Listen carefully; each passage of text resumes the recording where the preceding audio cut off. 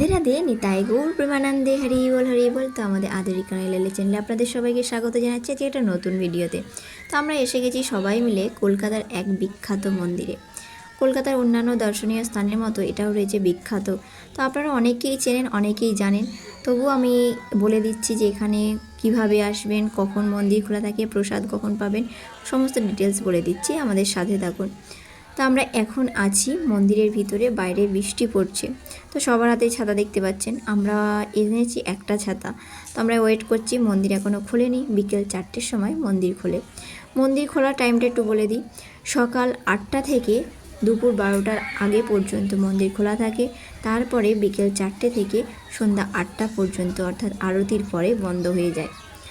তো এখানে আমরা ওয়েট করছি সবাই মিলে, মন্দির খোলেনি, 4টে বাজেনি, তাই আমরা ওয়েট করছি। আর বৃষ্টি পড়ছে টপ টপ করে। সাথে কে কে রয়েছে আমরা সবাই মিলে বলে দেবো যে কে কে আছে আমাদের এখানে। এখানে আমরা সবাই মিলে যখন এসছি তখনও বৃষ্টি পড়ছিল, এখনও বৃষ্টি পড়ছে একটু হালকা হালকা। তো এই মন্দিরটা হলো কলকাতার ভাষা মন্দির। এটা বলা হয় আমতলা ভাষা মন্দির। আপনারা কিভাবে আসবেন? এখানে কেউ আসতে পারেন যে শিয়ালদা থেকে মাঝেরহাট পর্যন্ত ট্রেনে এসে আবার ওখান থেকে গাড়ি, যে কোনো গাড়ি নিতে পারেন, বাস নিতে পারেন, ডাইরেক্ট ভাষার মন্দিরে এসে যেতে পারবেন। তো এখানে কে কে রয়েছে? বাপি রয়েছে, আমার ঠাকুমা ঠাকুরদা, আমার মা রয়েছে, আর সোনা রয়েছে, তার সাথে আছে প্রভু ব্যাগকে আছে। তো এখন আমার সোনা এখন তার দাদু আর দুনের কোলে উঠে বসে রয়েছে। তো সোনাকেও এনেছি, খুব যত্ন করে আনা হয়েছে, কারণ যাতে না বৃষ্টি পড়ে। তো এখন সোনা বাবার কোলে রয়েছে প্রভু। তো চলুন, মন্দিরের দিকে দেখা যাচ্ছে যে খুলে দিয়েছে, আমরা ভিতরের দিকে যাব। মন্দিরে ঢুকতে তো আমরা সবাই ঢুকছি, কিন্তু এখানে তো অ্যালাও নেই, ক্যামেরার কোনো অ্যালাও নেই। তো সেই জন্য আমাদের দর্শন করাতে আপনাদেরকে পারবো না। তো চেষ্টা করব পরের দিকে যে আপনাদেরকে যদি এই ভিতরে যে বিগ্রহ রয়েছে সেগুলোকে দর্শন করাতে। তো হয়ে গেছে আমাদের দর্শন, সবাই মিলে ধীরে ধীরে নামছে, যেহেতু বৃষ্টি হয়েছে, প্রচুর পিচ্ছিল হয়েছে। তো যাতে না স্লিপ খেয়ে যায়, সবাই ধীরে সুস্থে নামছে। তো আমি সবার আগে নেমে গেছি সোনাকে নিয়ে, তারপর সবাই ধীরে ধীরে নামছে। আমাদের মন্দির দর্শন করা হয়ে গেছে। এখানে ভিতরে উপরে রয়েছে মন্দির, আবার গর্ভ মন্দিরও রয়েছে। গর্ভ মন্দিরে রয়েছে স্বামীনারায়ণের সোনার মূর্তি রয়েছে, সেখানে সেবা হচ্ছে, নিত্য সেবা চলছে। তো আমরা সবাই মিলে দর্শন করার পরে আমরা নেমে আসছি। তো আপনাদেরকে তো দর্শন দেওয়ানো যাবে না ডাইরেক্ট, কারণ ক্যামেরা নট অ্যালাউ রয়েছে। তো আমরা সবাই মিলে এবার গোশালার দিকে যাচ্ছি। আপনারা একটু কানুটার মুখটা খুলিয়ে দিন না, একটু কানুর মুখটা খুলিয়ে দিন। রাধে রাধে কানাই শোনাই, উলি বাবালি। আমাদের তিনজনের একটা ফটো তুলে দেবে আমার ক্যামেরা দিয়ে। ঠিক আছে, আসুন। রাধে রাধে।